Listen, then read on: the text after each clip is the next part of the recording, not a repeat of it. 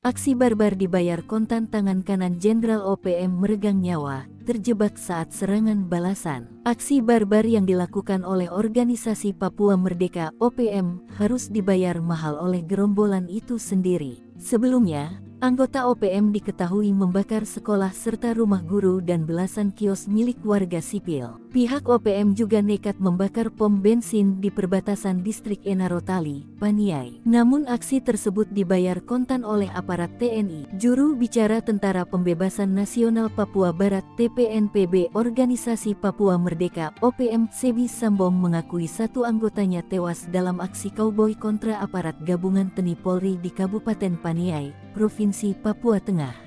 Detius Kogoya, anggota TPNPB yang tewas itu masih berusia 21 tahun dan aktif sejak muda. Satu anggota pasukan elit Kodam 8 Intan Jaya atas nama Detius Kogoya alias Masyarakat Kogoya gugur pukul 12. Jenazah korban tidak bisa dievakuasi karena posisinya di tengah-tengah baku tembak, ujar Sebi dalam keterangan resminya kepada Tribun Tanda Hubung Papua.com. Kontak tembak pecah setelah sebelumnya TPNPB OPM melancarkan aksinya di Kampung Madi dan Kampung Kopo, Distrik Paniai Timur, sejak Selasa tanggal 21 Mei tahun 2024 malam, sampai Rabu tanggal 25 Mei tahun 2024 pagi. Sebi menyatakan pihaknya bertanggung jawab atas peristiwa ini. Panglima TPNPB Kodam 8 Intan Jaya Brigjen Undius Kogeya dan Panglima TPNPB Kodam 13 Paniai Matius Pigai dan pasukannya bertanggung jawab atas pembakaran kios-kios di wilayah Paniai,